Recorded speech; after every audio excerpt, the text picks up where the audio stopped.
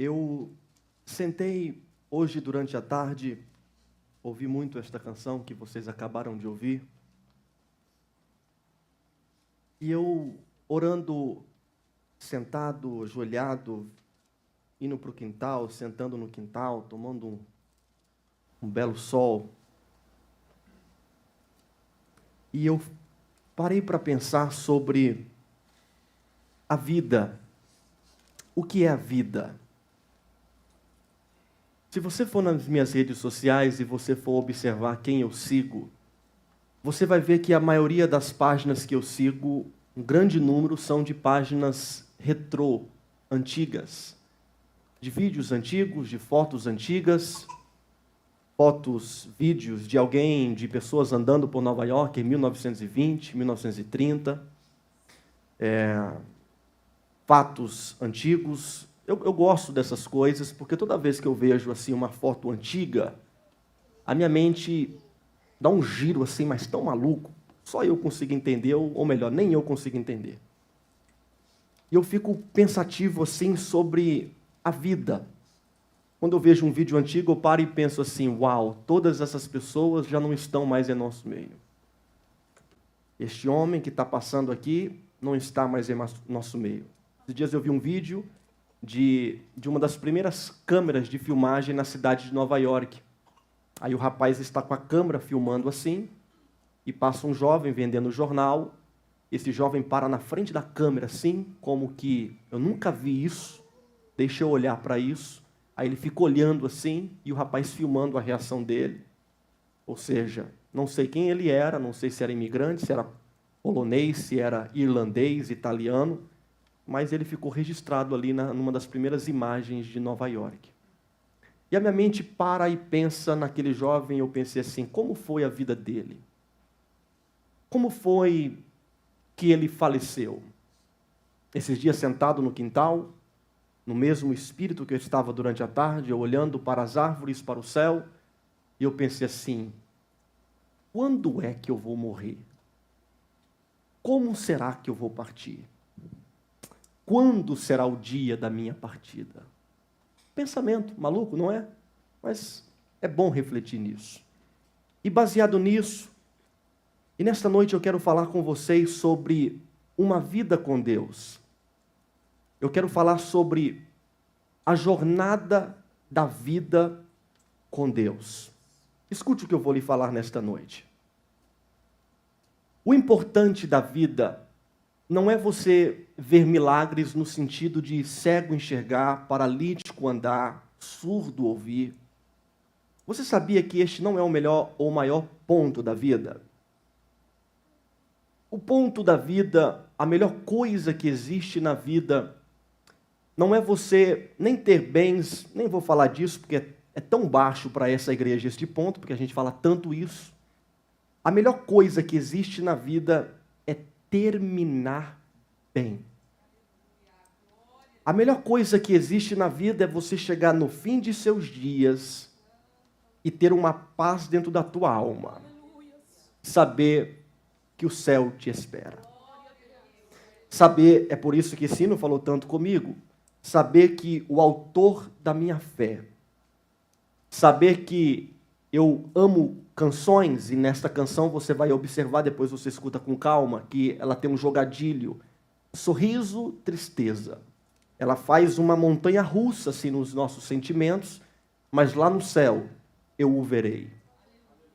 Então, o importante da vida, meu amigo, e para nós que estamos vivendo em um mês histórico nesta igreja, não é nem a compra de um prédio, não é nem reforma, não é nem o status de dizer, olha, a igreja lá comprou um prédio, não é nem isso. A coisa mais importante da vida é terminar bem. Eu vou navegar, você que não conhece a história de José, eu vou navegar com você. E você que conhece a história de José, tenha paciência comigo. Mas como texto base, eu quero ler versículo de número 2 do capítulo 39 de Gênesis. Capítulo 39, no versículo de número 2, diz assim, se Samuel puder colocar no telão, vai me ajudar. Gênesis capítulo de número 39, versículo de número 2. Vamos ler até a vírgula. Até a vírgula, vamos ler até a vírgula. O Senhor estava com José. Eu vou contar até 3 e você vai ler sozinho, sem a minha ajuda. 1, 2, 3. Vamos mais uma vez. 1, 2, 3. Agora eu quero ler a morte de José. Capítulo de número 50, versículo de número 22, diz assim: José, pois, habitou no Egito, ele e a casa de seu pai, e viveu José 110 anos. E viu José os filhos de Efraim, da terceira geração, os filhos também de Maquir, filhos de Manassés, nasceram sobre os joelhos de José. E disse José a seus irmãos, 24, e disse José a seus irmãos, eu morro, mas Deus certamente vos visitará e vos fará subir desta terra para a terra que jurou a Abraão, a Isaque e a Jacó. 25, e José fez jurar os filhos de Israel, dizendo, certamente vos visitará Deus e farei transportar os meus ossos daqui. 39, 2, o Senhor estava com José. Amém.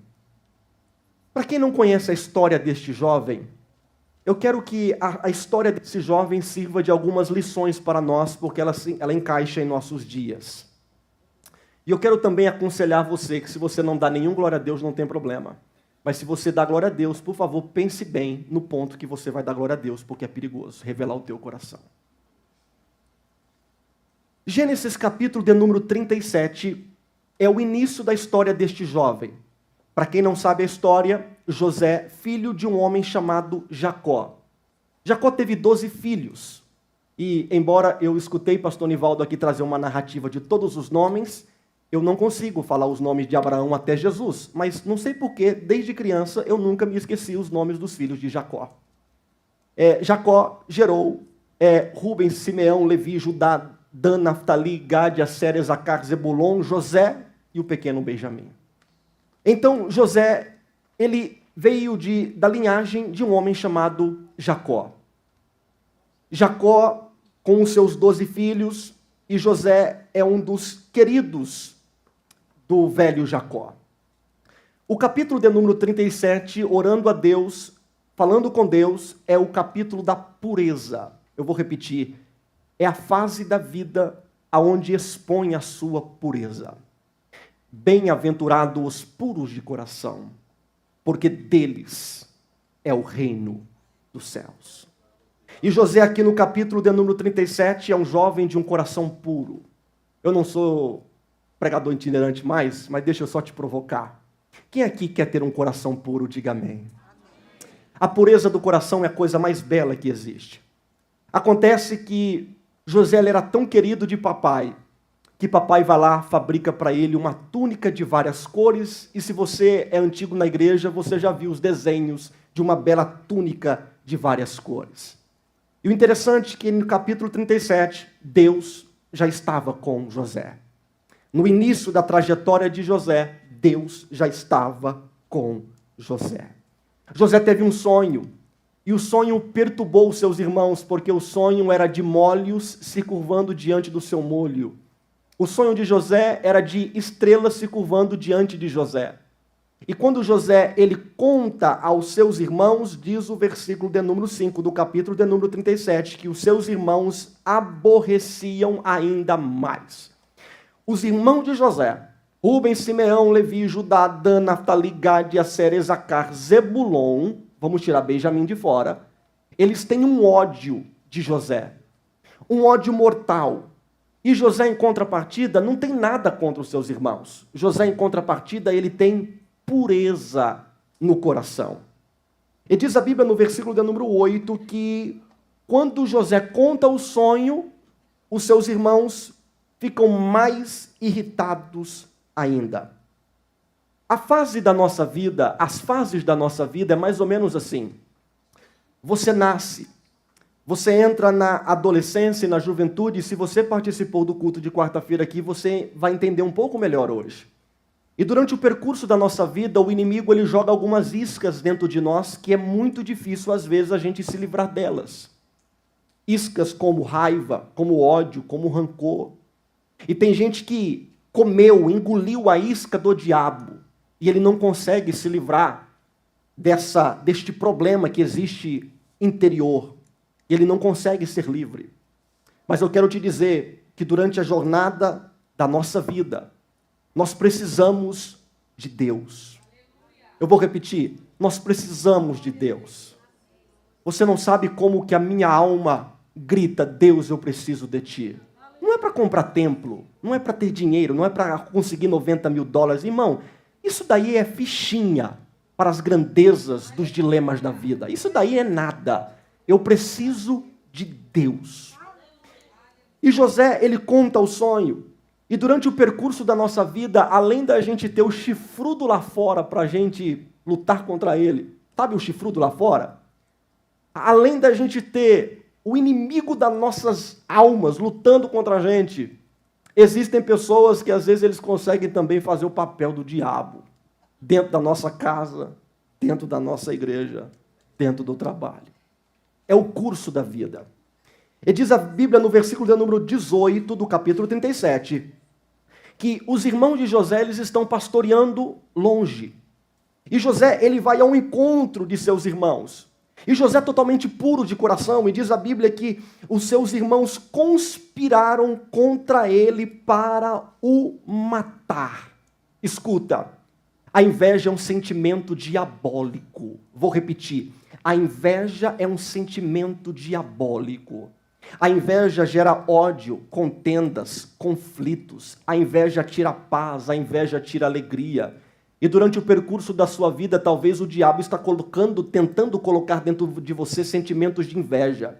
Tem gente que chega na igreja e fala assim, eu não posso testemunhar a minha vitória, porque se eu testemunhar a minha vitória, eu vou perder a vitória, porque alguém vai ter olho gordo na minha vitória e por isso eu vou perder.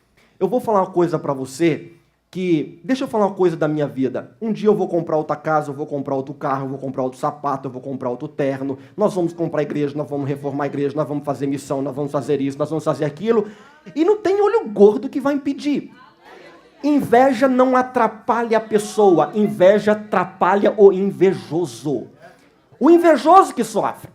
O invejoso que ele está sendo corroído por dentro e ele não percebe que a vida está indo de ladeira abaixo, ele não percebe que Deus não está com ele, ele não percebe que a mão de Deus está longe dele, ele não percebe que a proteção de Deus parece que saiu dele. Por quê?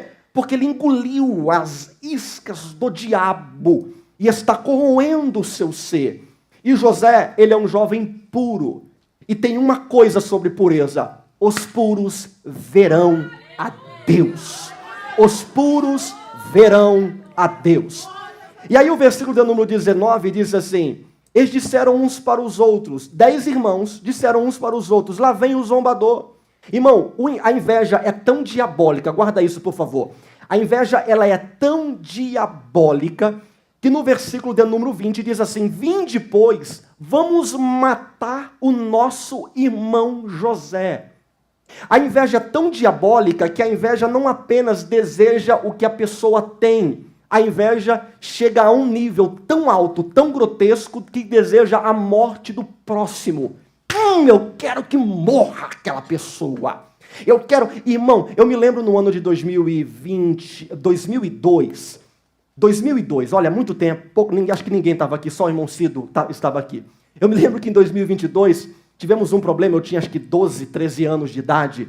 Tivemos um problema de uma pessoa que olhou para uma irmã e falou assim, olha, um dia eu vou no seu velório, tu vai morrer. Eu ouvi aquilo. Sabe um detalhe? A invejosa morreu e aquela que levou a palavra de maldição está viva até hoje e não morre de jeito nenhum. O que é isso? Não é você que determina a bênção de Deus na vida da pessoa, é o Deus que conhece a intenção do coração que determina, este é meu, esta é minha, ninguém toca, ninguém rela e ninguém mexe. E eles planejaram a morte, e aí disseram assim, vamos matar, olha o que a inveja faz. eles tiraram a túnica colorida de José. Pegaram a túnica colorida de José, tiraram fora dele, arrancaram. Por quê? O inimigo quer arrancar aquilo que papai te deu. Vou repetir. Durante a jornada da vida, o inimigo quer tirar aquilo que Deus te deu. Durante o percurso da tua história, o inimigo quer tirar o presente que papai celestial lhe deu. Ele quer tirar, versículo de número 24, lançaram ele numa cova. Pegaram José, um jovem de coração puro, jogaram ele lá numa cova. E para piorar, versículo de número 25 diz que depois disso, olha o coração diabólico, eles se assentaram para comer pão na cova. José lá embaixo, Geda, não sei se vai dar microfonia. José lá embaixo, na cova, e os irmãos, 10 irmãos, eles pegam e se assenta. E literalmente se assenta e come pão enquanto o irmão está lá embaixo pedindo socorro. Porque uma coisa na minha vida eu aprendi, carnal não tem consciência. Carnal não tem consciência. O carnal, ele é mau, ele é diabólico e ele só vai parar no dia que vê os puros de coração morto. Só que o carnal, ele não consegue entender algo. Gênesis 39, 2. E Deus estava com José. E Deus estava com José. E para piorar a situação, versículo 26 diz assim, que proveito vamos ter em matar José? Qual é o proveito que nós vamos ter em matar José? Nós temos que ganhar alguma coisa em troca disso. Então não vamos matar ele não, vamos vendê-lo. Vamos vendê-lo. Irmão, deixa eu te explicar algo sobre a vida que eu aprendi ao longo da minha existência. É que quando as pessoas são mal, enquanto o diabo está arquitetando alguma coisa, Deus, ele é o especialista em pegar a própria estratégia do inimigo, inverter um pontinho para ter uma nova história lá na frente. E foi o que aconteceu aqui. Vamos matar ele. Alguém disse, não, se a gente matar, a gente não ganha nada. Então vamos vender para a gente ganhar um dinheiro, para a gente poder comprar alguma coisa, comprar um vinho, comprar um animal, comprar alguma coisa. Então, olha, vamos vender. Aí Deus assim, pode vender ele, porque não importa o que aconteça, eu estarei com José. Eu estarei com José. Eu estarei com José. Então escuta, nenhuma ferramenta preparada contra o homem que anda com Deus prosperará. Por quê? Porque Deus caminha com os puros de coração. Pode se levantar Satanás, pode se levantar Jucaveira, Pombagira, Zé Pilintra, pode pegar minha foto, colocar debaixo da terra, pegar sangue de urubu, sangue de bode, não tem problema, eu estou escondido na cruz de Cristo, e você também está escondido na cruz de Cristo. Pegaram a túnica de José, escute, pegaram a túnica de José, 31, eu só estou lendo a história, tá? Estou contando a história. Pegaram a túnica de José, mataram um cabrito, sujaram de sangue e levou para o papai Jacó para dizer assim, o seu filho foi morto no campo. Pode fazer o que quer com o que é externo, mas o sangue de Cristo já passou por aqui. Aleluia. Mas vamos para a história? Vamos lá. Só uma história para vocês ouvirem da Bíblia. Capítulo 39. Se o capítulo 37 é o capítulo da pureza, é a jornada da vida onde você precisa ter pureza no seu coração para você viver. Capítulo de número 39 é o capítulo da renúncia. Por que o capítulo da renúncia?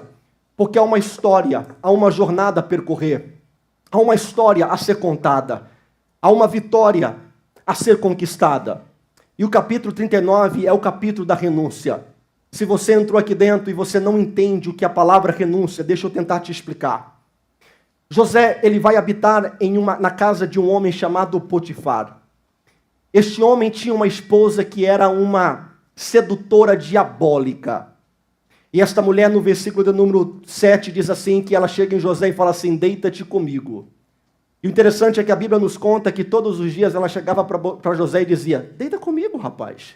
E ela voltava e dizia, deita comigo, rapaz. Aí no versículo de número 9, José diz assim para ela, como é que eu faria tamanho mal pecando contra Deus? Ou seja, renúncia.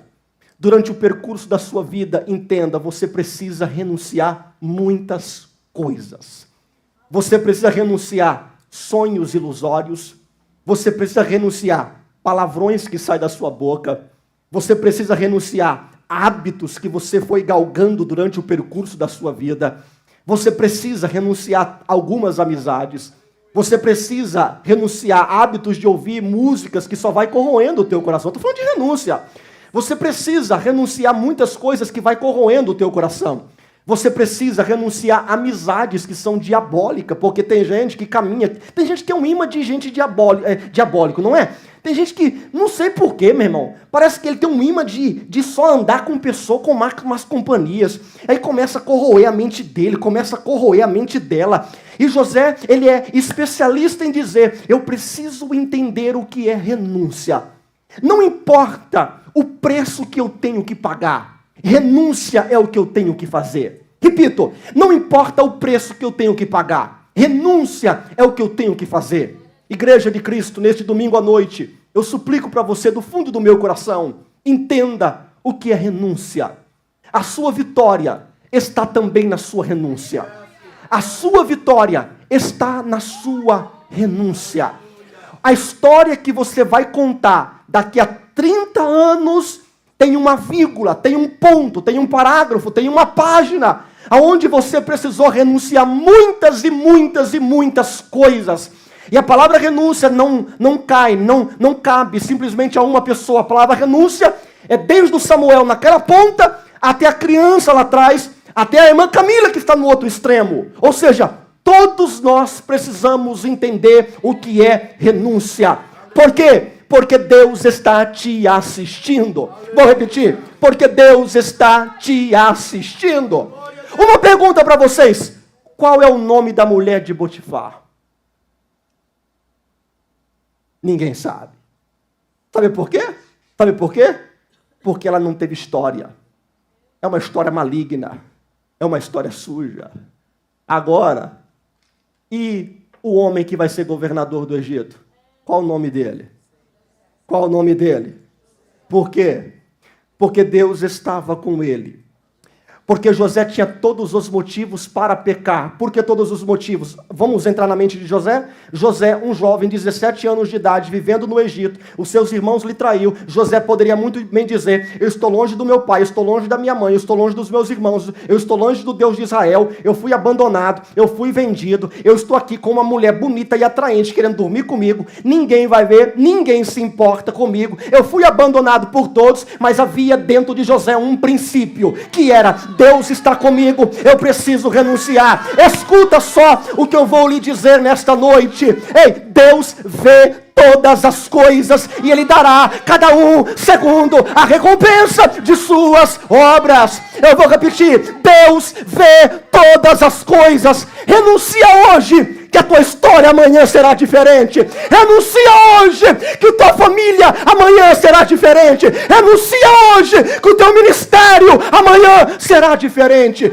Renuncia hoje, que você vai ver a vitória de Deus completa e plena na sua vida. Renuncia hoje. Diga para o diabo, eu quero expelir todo sentimento das trevas de dentro de mim, porque eu quero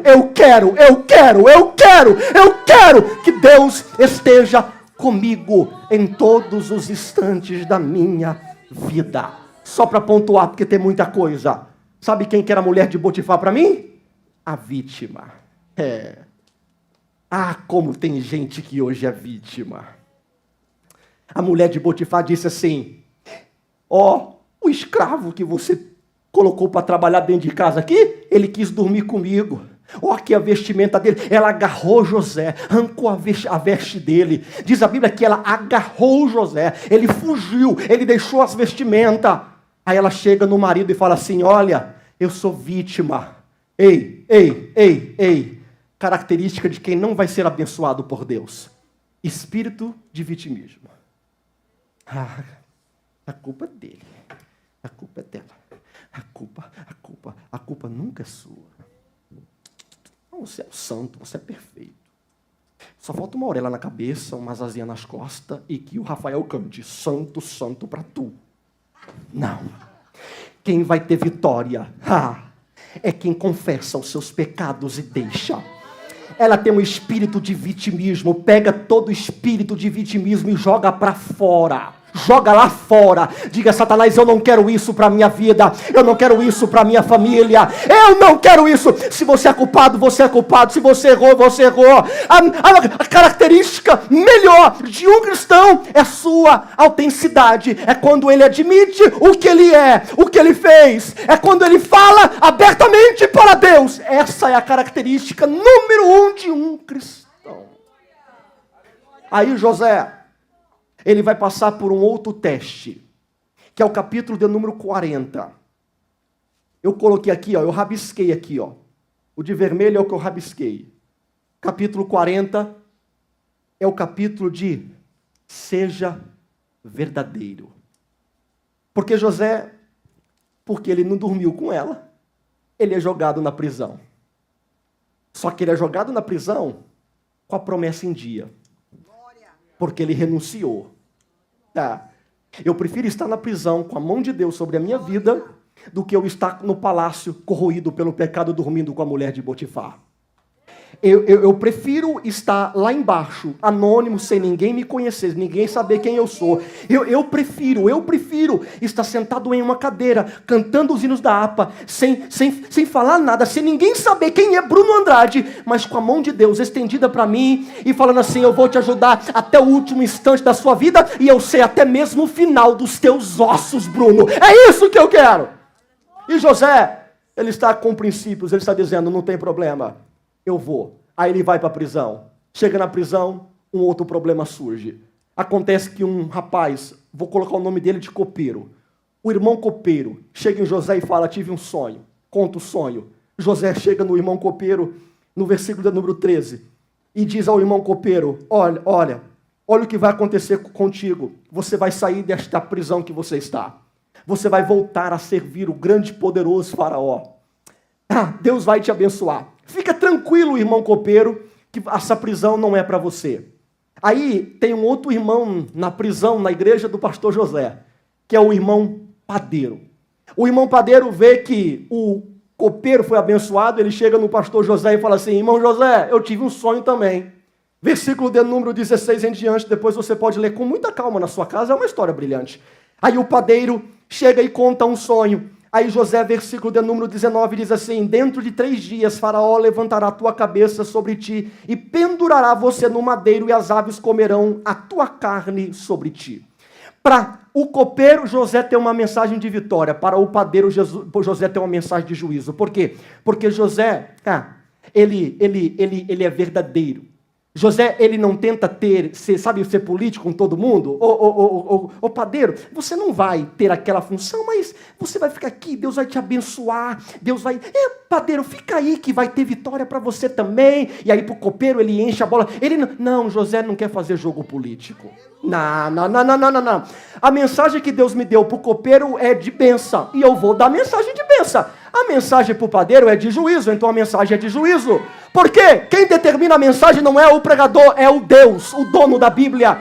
Quem determina, quem sabe o que o copeiro fez, o que o padeiro fez, para eles está colhendo exatamente o que eles vão colher agora. Quem determina isso é Deus, e não José. Escuta, minha irmã, escuta, meu irmão, a bênção de Deus não é por causa de mim, a bênção de Deus é por causa de Deus. De Deus. É ele que olhou para o copeiro e disse assim: você vai sair da prisão e você vai ser uma bênção e você vai ser amigo de José por longos anos. Padeiro, você vai ser pendurado e você vai ser morto. As aves vão comer a tua cabeça. Os urubus vão pegar de você, arrancar o teu beiço, a tua pele, vai acabar com você. Eu te odeio, José. Não fica com ódio de mim, não. Ele que falou. Na jornada da vida, aprenda a ser verdadeiro. Seja verdadeiro. Filipenses capítulo 4, os últimos versículos diz assim: tudo que é justo, tudo que é puro, tudo que for de boa, nisto pensais. Pensa nisso, que a bênção de Deus, vai atrás de você. Eu vou repetir, a bênção de Deus vai atrás de você. Eu vou repetir, a bênção de Deus vai atrás de você. Não é você que vai atrás de profeta. Cadê o profetinha? Vai plantar batata na Paraíba. É a bênção de Deus que vai atrás de você. É a bênção de Deus que vai correndo. Aonde está José? Aonde está José? Aonde está José? Aonde está José? É a bênção de Deus que vai atrás dele. Ei, a bênção de Deus está com os que são verdadeiros aqui dentro no coração, dizendo: Deus, eu quero viver os teus preceitos. 8:50, versículo de número 40, capítulo de número 41. E aí, Faraó teve um sonho. O sonho das vacas magras engolindo as vacas gordas. Para quem não sabe, o rio Nilo era a única fonte que regava toda a nação do Egito. Então, o rio Nilo cortava e era a única fonte de aguar as verduras, os animais, era o rio Nilo. E aí Faraó ele tem uma visão, ele tem um sonho do rio Nilo secando, das vacas magras, saindo do rio Nilo, engolindo as vacas gordas. E o rei fica atormentado. Você sabe a história. Ele pergunta quem é que pode ter a interpretação. Aí, sabe quem lembrou? Copeiro. O copeiro que estava servindo o Faraó. Irmão, olha como que Deus trabalha, irmão. É uma coisa muito simples, de escola dominical de criança, mas não dá para dar um glória a Deus por isso? O copeiro está lá, servindo o Faraó. Faraó todo bravo, vaca magra, o que está acontecendo? Aí o copeiro: eu conheço alguém que tem o Espírito de Deus nele. Ele é verdadeiro, o que ele fala acontece. Sabe o que Deus estava dizendo? Sabe o que Deus estava dizendo? Está chegando a hora de José colher a vitória na vida dele. Ei, aleluia! Está chegando a hora de José colher a vitória na vida dele. Mas aonde está José nesse momento? Versículo de número 14. José estava dentro de uma cova. José, ele não fazia a barba, estava barbudo. José estava com vestimenta suja. Aí, lá vai a ordem de Faraó: pega ele, chama ele, tira ele da cova. Por quê? Não é Faraó que estava com José, Deus estava com José. Tirou ele da cova, barbeou-se. Olha aí a renúncia dando resultado. Olha aí a renúncia dando resultado. Olha aí a renúncia tirando José da cova. Olha aí Deus que viu a integridade do menino puro do capítulo 37 e a recompensa chegando atrás dele. Ei, era a bênção dizendo: eu preciso encontrar. A bênção estava gritando no Egito: cadê José? Eu quero encontrar José. Cadê José? Aí Deus fala assim: é simples. Vamos atordoar o grande Faraó. Vamos mexer na cabeça dele. Não deixar ele dormir de pesadelo. Escuta. Há um ditado: quem não é visto não é lembrado. Mentira. Mentira. Você é visto por Deus. Lembrado por Deus. Pastor, mas o pastor Bruno nunca me vê. Eu quero uma oportunidade. Fica tranquilo. Um dia ele me fala com sonhos. Um dia ele me fala num gesto que você fizer. Um dia ele vai: pastor, mas eu queria tanto isso. Espera, sabe por quê? A bênção de Deus vai atrás daqueles que temem ao Senhor. E certo dia, só para você entender, eu estou pregando diferente hoje, só para você entender, a bênção rodando. Cadê José? Está na cova, sem fazer a barba, todo sujo. Dá o sonho para Faraó. Mexe na cabeça dele. Porque Deus, escuta, é capaz de mover os céus e a terra para cumprir os seus propósitos em nossa vida. Eu sei que essa igreja não fala muito de propósito, e é até bom que a gente não fala muito sobre isso, mas hoje à noite, Deus move os céus e a terra para cumprir os seus propósitos em sua vida. Só um testemunho para você que me vem na mente agora. O pastor David Wilkerson, na cidade de Nova York, com uma igreja de mais de 10 mil membros, estava pesaroso no seu coração, dizendo: quem é que vai me ajudar? Preciso de um pastor para me ajudar. Naquela semana, um pastor por nome de Leonard Ravenhill, muito famoso, mandou uma fita cassete para David Wilkerson, do Texas para Nova York. David Wilkerson pegou a fita cassete e falou assim: mais um pregadorzinho querendo chamar a atenção minha para pregar na minha igreja. Jogou a fita no porta-luva do carro. Aí David Wilkerson estava correndo a 95, indo para Pensilvânia. E no meio do caminho ele pensou assim: queria ouvir alguma coisa. Abriu o porta-luva, colocou a fita cassete que o seu amigo lhe mandou. E quando ele ouviu o sermão, ele ficou paralisado. Que é isso? Que menino é esse? Que mensagem de Deus? Ele parou o carro no próximo posto, pegou a fita cassete, virou, tinha um telefone. O telefone era do pregador. Ligou para o pregador. Detalhe: o pregador pastoreava uma igreja de 30 pessoas na zona rural do Canadá, na parte francesa do Canadá, tipo uma igreja imigrante. Na parte francesa, ele pastoreando um grupo de pessoas que só falavam em inglês. Ele ligou e ele disse: pastor Cotter, você pode vir pregar na minha igreja terça-feira? O pastor respondeu: quem é que está falando? Aí ele falou assim: é o pastor David Wilkerson. Aí ele falou: para de brincadeira, para de me passar trote. Onde já se viu David Wilkerson me ligar? Jamais ele faria isso. Não, sou eu mesmo. Ligou. Ele pegou o avião, foi pregar em Nova York terça-feira. Pregou. Aí, resultado, após a pregação, David Wilkerson disse assim para ele: você quer ser meu auxiliar? Você quer me substituir? Porque eu vou jubilar e você vai ser pastor desta igreja de 30 para 10 mil membros. Quem é que faz essas coisas? É Deus que tem o quebra-cabeça da nossa vida e conhece a sinceridade do nosso coração. É a bênção de Deus que vai atrás de você. Não é barganha, não é dinheiro, não é dízimo alto, não é nada disso. É Deus, é tudo Deus. E o que eu quero é Deus. E aí ele sai. Eu vou começar a encerrar. Aí Deus dá a ele a estratégia. Aí ele tem 7 anos de fartura e depois 7 anos de fome, de escassez. Aí chegam os seus irmãos. Lembra aqueles lá de trás? Lembra? Lembra deles? Que venderam? José chega com eles, fecha a sala, manda todo mundo sair. José olha para eles e fala assim: sou eu, o seu irmão, que vocês venderam. Foi assim? Deixa eu te contar a história. Vou dar 2 versões. Versão Bruno não crente vivendo no Egito e sendo governador do Egito. Me vendeu, né?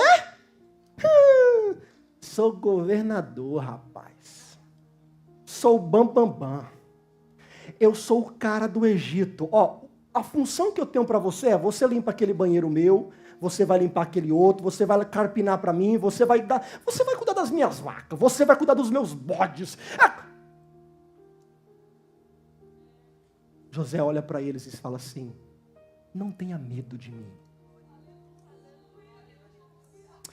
Deus me mandou na frente para preservar vocês que estariam com fome hoje. Escuta, a revelação que eu falei, tudo isso para chegar neste ponto. A bênção de Deus não se resume exclusivamente a você. A bênção de Deus é para o contorno seu. A bênção nunca é para você brilhar sozinho e para você postar nas redes sociais: olha quem eu sou hoje, olha o meu brilho. Não. A bênção sempre é coletivo. Se não for para outras pessoas serem abençoadas, não é Deus. Não é Deus. Aí José disse assim: ei, Deus enviou eu na frente. Não atacou, não xingou, não murmurou, não falou nada. Aí Jacó, o velho, o pai, desce para o Egito. Vive os últimos anos da sua vida com José no Egito. Aí de repente, sabe o que acontece? O velho morre. Aí os irmãos disseram assim, para a gente encerrar. Os irmãos disseram assim: agora José vai vingar, porque o pai morreu e agora ele vai vingar. Ele só não vingou até agora porque o pai estava vivo. José olha para eles uma segunda vez e diz assim: o meu perdão foi verdadeiro na primeira vez. Repito, o meu perdão foi verdadeiro na primeira vez. Eu não tenho nada contra vocês.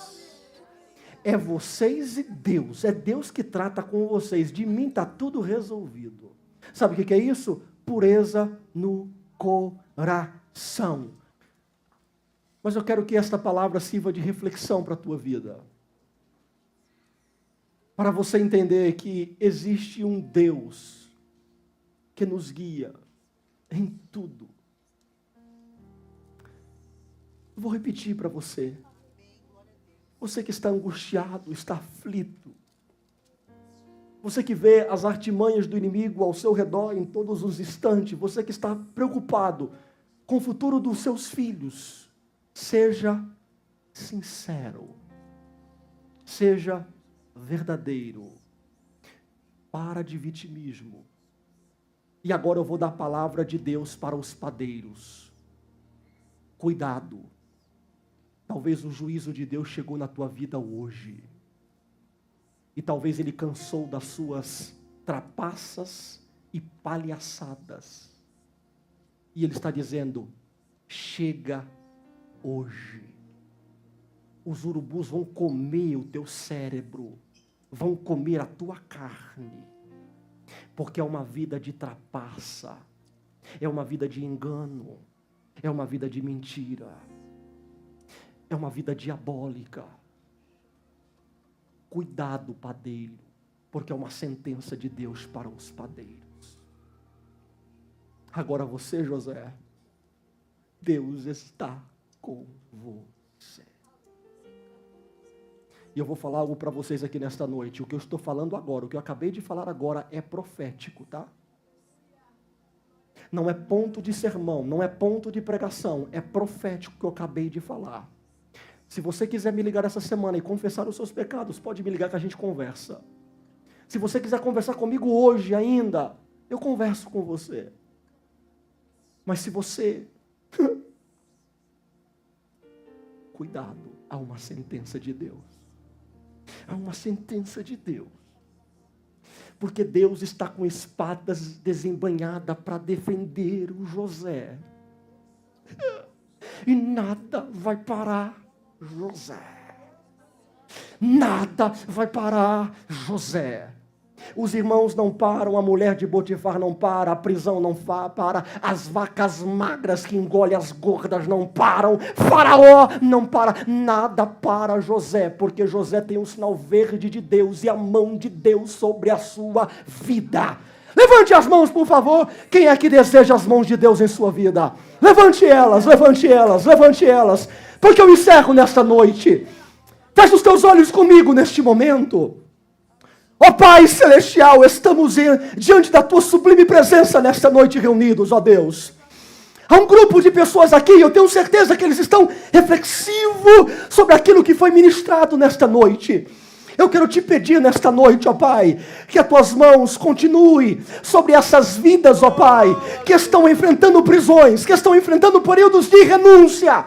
Filhos seus, que estão em uma noite como esta, dizendo: Pai, eu preciso renunciar essas coisas que me atrapalham. Eu preciso renunciar essas coisas que estão me impedindo de viver os teus propósitos. Esta é a noite da tua renúncia. Esta é a noite de mudar papo. Esta é a noite de mudar tipos de conversa. Esta é a noite de parar de assistir tais coisas. Esta é a noite de se render à cruz de Cristo e dizer: eu renuncio. Eu renuncio. Eu renuncio, eu renuncio, eu renuncio à minha túnica colorida, eu renuncio à casa de meu pai, eu renuncio à mulher de Potifar, mas Pai, eu não quero viver sem as tuas mãos sobre a minha vida. Caminhe comigo, me ajude, me oriente, me ampare Stephanie, você só vai sobreviver com a mão de Deus sobre a sua vida. Repito, você só vai sobreviver com a mão de Deus sobre a tua vida. A tua vida são capítulos, são versos, são fases. E você só vai... Olá, meus amigos e irmãos em Cristo Jesus. Eu sou o pastor Bruno Andrade e os que me conhecem já sabem. Nas minhas leituras de livros, revistas e até sermões antigos, venho sempre rabiscando as páginas ao ler uma boa história. Sem falar das inúmeras viagens missionárias e conversas ao redor de mesas. Com isso, eu sempre fui anotando e também contando nos meus sermões. Mas deixa eu resumir para você. Eu escolhi as 100 melhores histórias para essa coleção aqui, ó. São histórias incríveis sobre pessoas reais como eu e você. Histórias como de um jovem chamado Jack Lucas, que durante a Segunda Guerra Mundial, ele pulou de barriga em cima de uma granada. Perguntaram para ele por que ele tinha feito aquilo, e ele respondeu assim: se eu pulo, só eu morreria. E com isso eu salvaria os meus amigos que estavam ao meu redor. Histórias como de uma mulher chamada Rosie Ruiz. Ela não começou a maratona de Boston de 1980, mas ela encerrou a corrida em primeiro lugar. Histórias de políticos, de hinos, de pregadores, enfim, histórias de avivamento. Você pode usar este livro como um devocional, lendo uma história por dia. Se você não tem um hábito de leitura, é um ótimo livro para você começar. É mais ou menos assim. Título, como esse título aqui, Hitler quase morreu afogado. É a história de uma vez que Hitler, quando tinha 4 anos de idade, ele quase morreu afogado e alguém salvou a vida dele. Você vai encontrar o título, o versículo, a história e aí uma aplicação para a sua vida. Você pode adquirir este livro no Brasil acessando o site www.lojaedificandovidas.com www.lojaedificandovidas.com. Entre agora, faça o seu pedido. Frete grátis para todo o Brasil. Se você reside fora do Brasil, você pode fazer o pedido pelo site do Amazon. Que Deus te abençoe, que Deus te guarde, tenha uma ótima leitura.